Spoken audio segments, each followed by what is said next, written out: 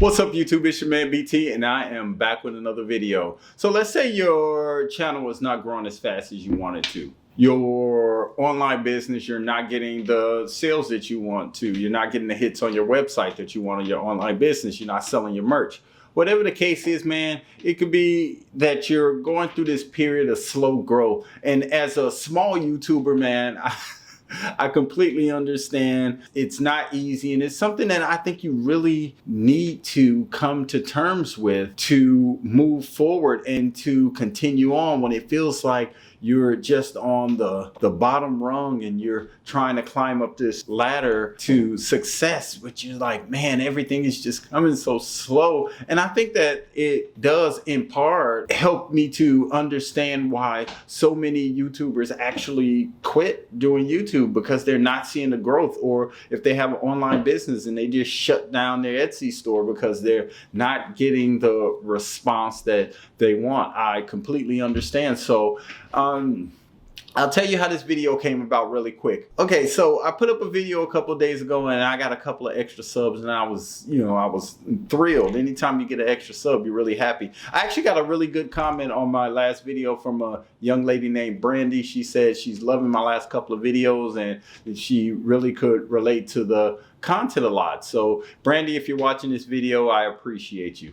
If you haven't subscribed to my channel, take a moment right now, subscribe to my channel, BT Bonner, where we have intelligent conversations on subject matter that's going to help us become better people, more mindful people, more motivated people, and people who just really want to become better at whatever we're doing. Just through a conversation, I think that you can learn a whole lot about yourself and you could learn a whole lot about others. So if you have yet to subscribe to my channel, please take a moment to do so.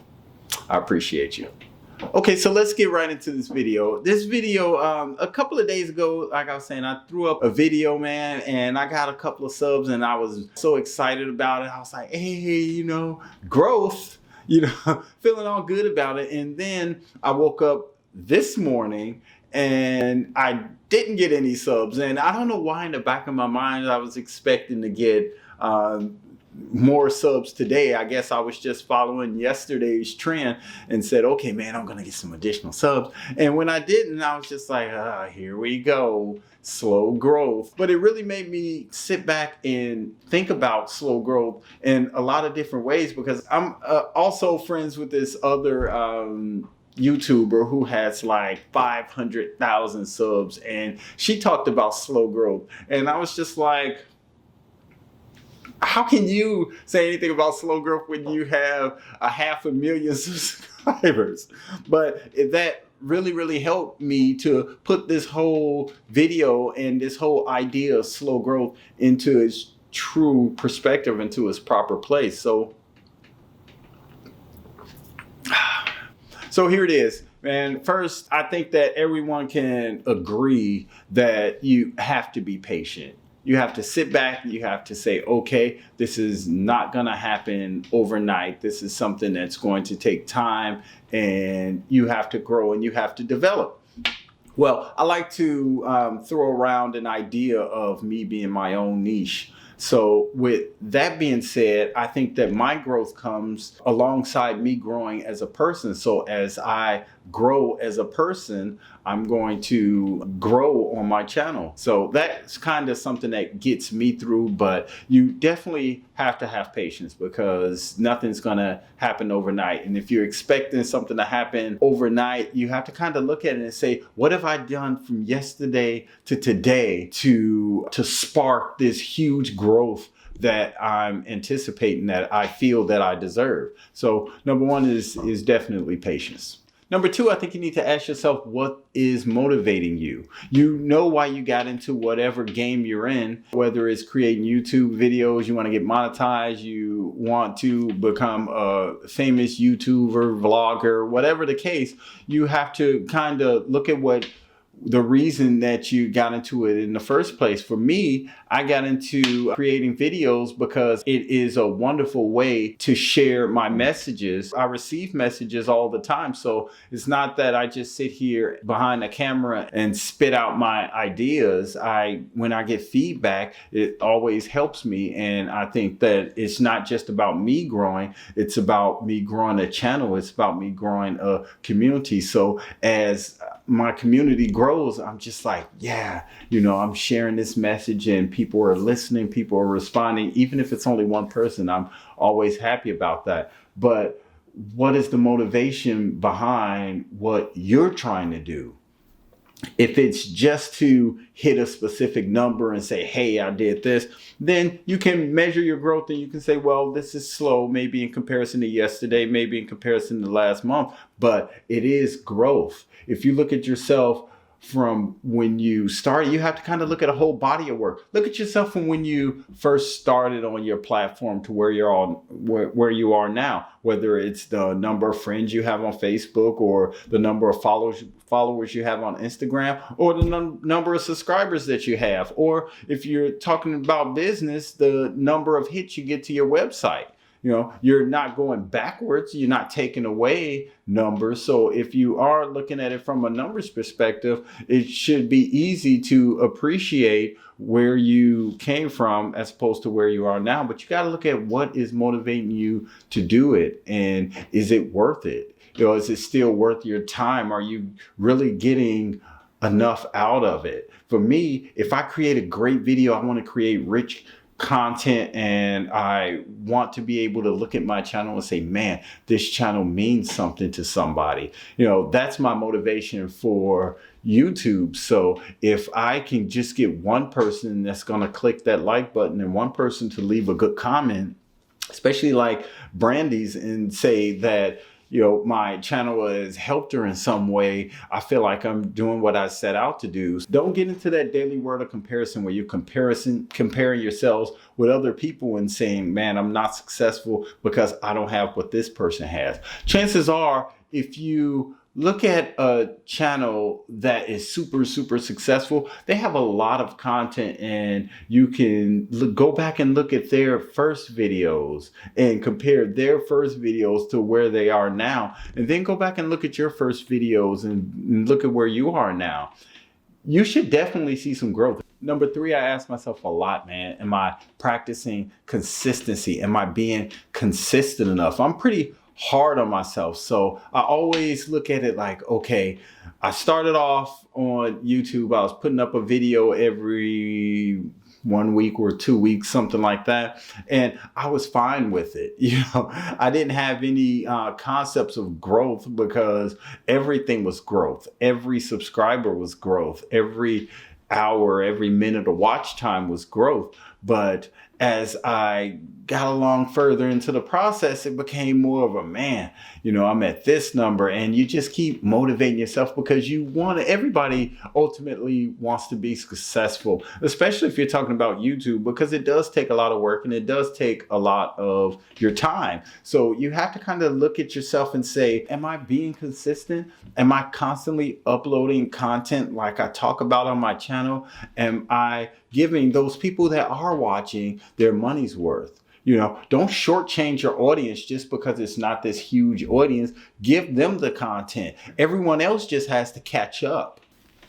Number 4, are you doing something wrong? Could you be overlooking something small? Do your research and kind of figure that out. Okay, I'll give you a good example. With my thumbnails, I look back at my thumbnails and I kind of was giving myself a critical eye. First, I was looking at them. I always look at my content on my laptop. But when I pulled up my phone and start scrolling through my channel on my phone, my eyes are good, but they're not great. And I was struggling to see the titles of my videos. So we're in a scroll culture. So, if someone can't read your thumbnails, then what are the chances that they're going to click on your video and watch it? Very, very slim. So you got to ask yourself, am I doing something wrong?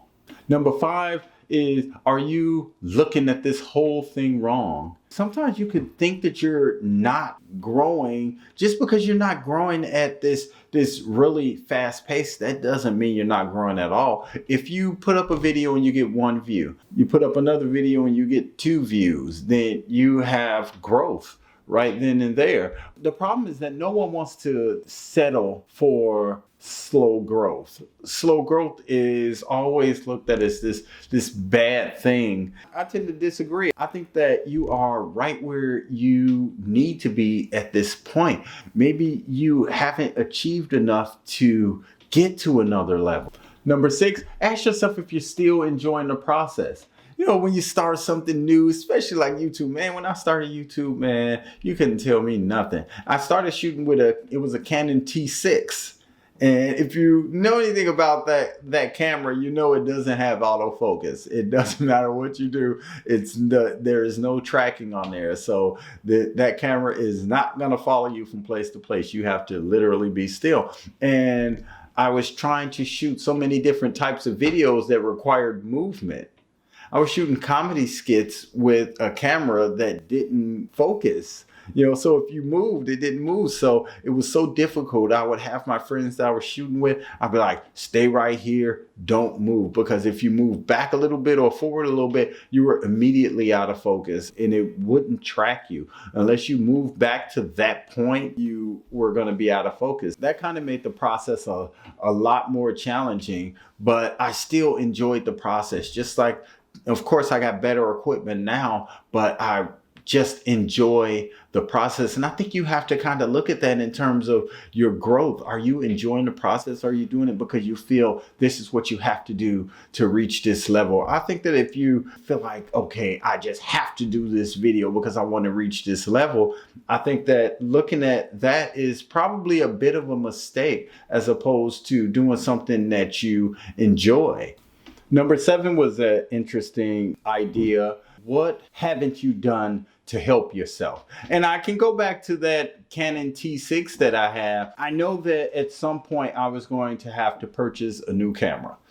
I knew that I couldn't continue on like that. So I knew that that was something that I knew I needed to do in order to help myself. So I think you should ask that question. What haven't I done to help myself? What's sitting out there? What's holding you back? Maybe you need a new backdrop. Maybe you want a new lens. Maybe you want to get that bokeh effect in the background. You have to have a lens with a very, very low aperture, like 1.0 or something like that. If you look on your camera, it'll tell you what the aperture range is when you get off of auto. And you have to kind of look at your lens and say, okay, this is the bokeh, if whatever that aperture is. So if it's like a 4, you're not going to get a blur effect. You have to get down in those numbers. So if you got like a 1.2, you know, you're going to get that blur effect. Of course, you have to have the lighting right in the background and all those things. But if that's something that you say, man, that's something I really want to have on my video, but I don't have